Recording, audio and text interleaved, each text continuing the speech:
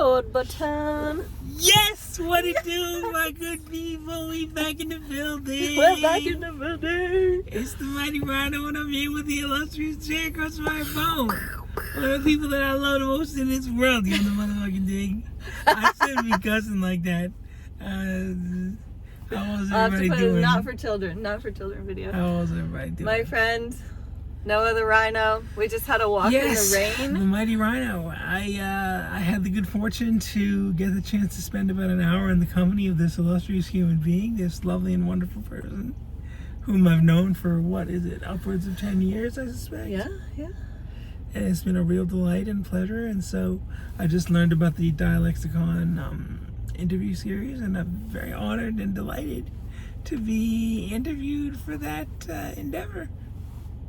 So we watched one, and now we'll do one. Yes, and, we watched one with my man, the illustrious, the mighty, the extraordinary-nacious Shad! Shaddington James Rack, we love you, dog. It's all love, homie. You know what the fucking thing. We love you, baby. Shad, the big homie, the beloved hustle blood home brother. Love you, dog. So Noah and I got to spend some time together, and of all our conversations, I would say one of the strongest recurring themes is friendship itself. And I love who you are in friendship. I love the way you elevate friendship, the way you rejoice in friendship. And so I'm gonna ask you the deep, big, broad question of what is friendship to the Rhino, to Mr. Noah? Well, there really isn't anything that's more important to me than friendship is at the end of the day, I don't think. Because friendship is an extraordinary bounty from on high. I feel like to me, I'm gonna make sure my phone has been turned off. Oh yeah, I did the same. To me, the single most important thing sort of in reality, in the history of human thought or consciousness, is love. And to me, everything orbits around love, and all the other virtues are sort of extensions of love, or the word I'm looking for is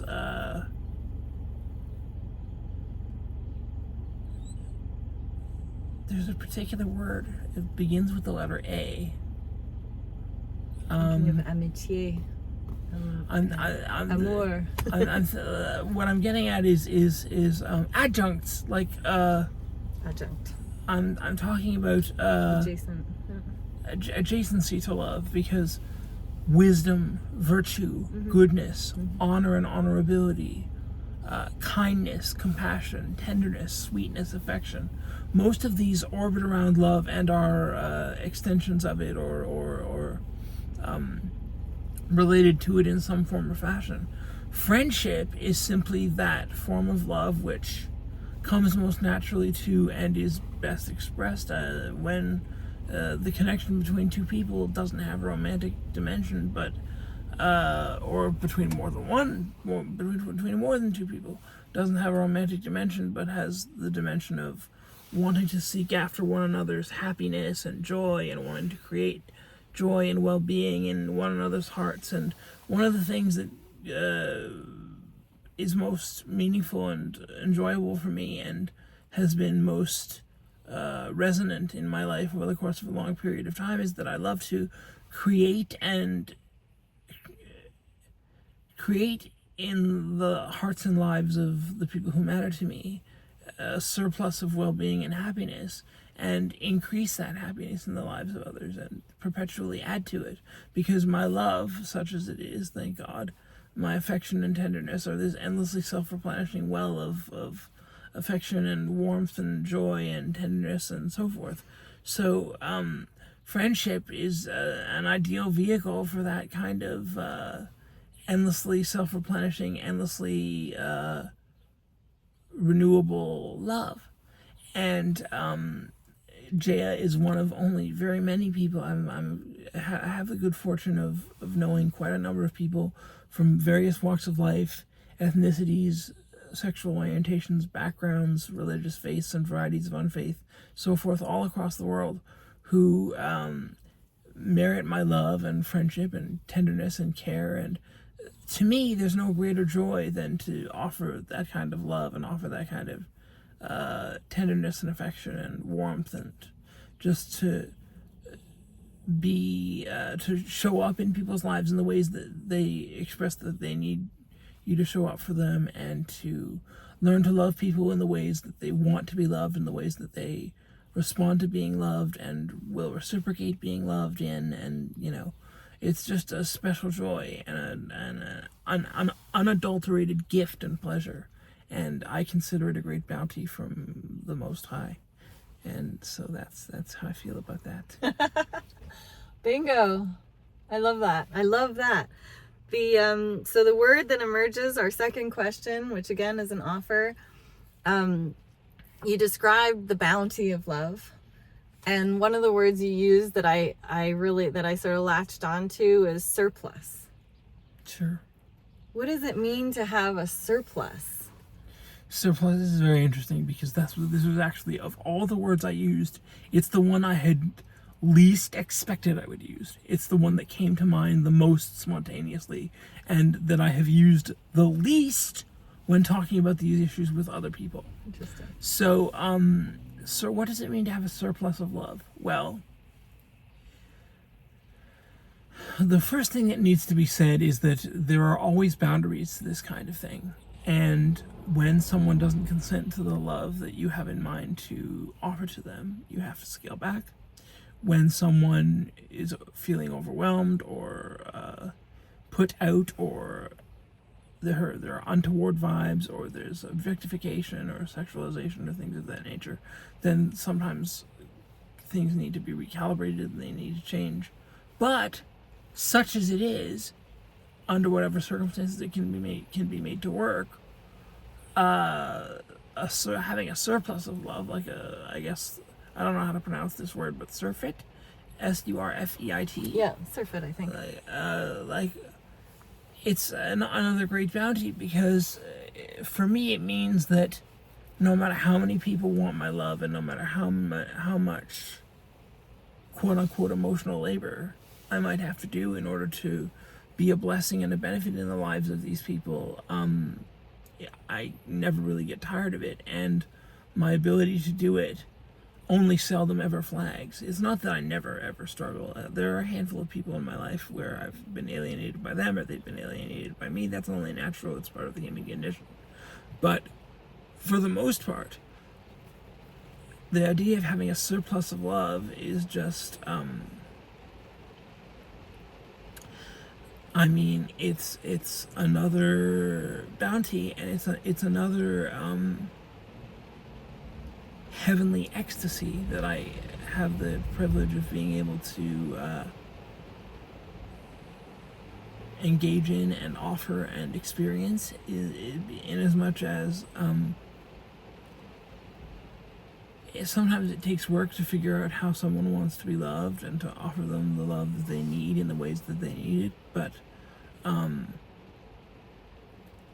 when you figure that out, and when you've established a rhythm where the love that you're offering someone is of a sort that they respond to, and of a sort that they reciprocate and appreciate, then there's nothing better. There's nothing better than when someone really loves you and you really love them, and you're able to offer them the things that make them feel valued and seen and cherished and cared about.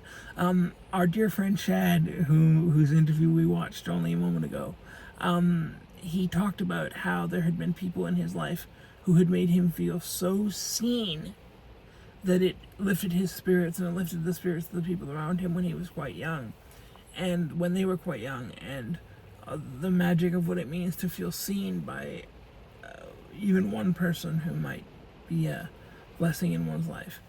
For me, the idea of having a surplus of love has to do with the idea that no matter how many times you return to the well, you're able to draw new and fresh and joyous water from it, and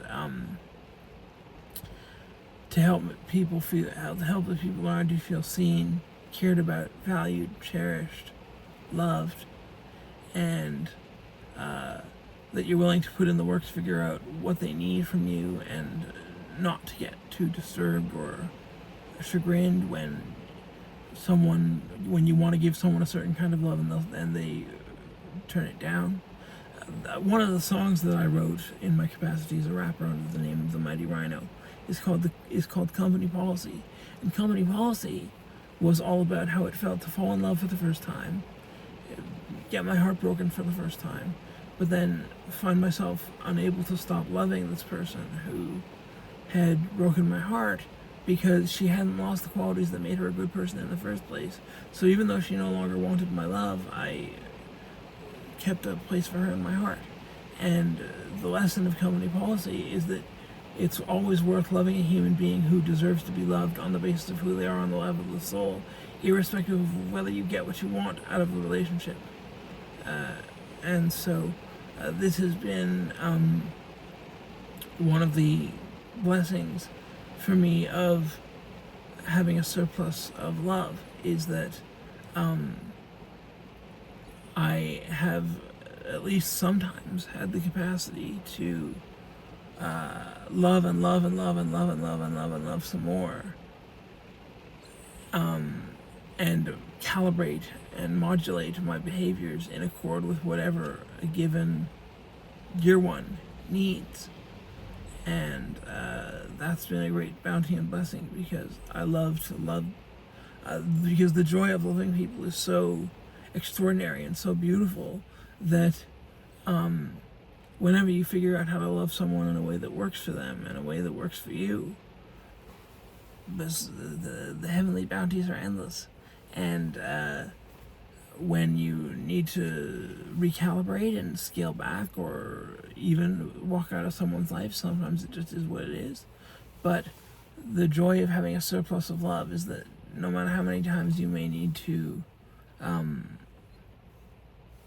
do things differently than you would ideally want them done, you return to the well and the love just keeps filling itself up again. It's like I've said this to people before, I forget in what context I last said it.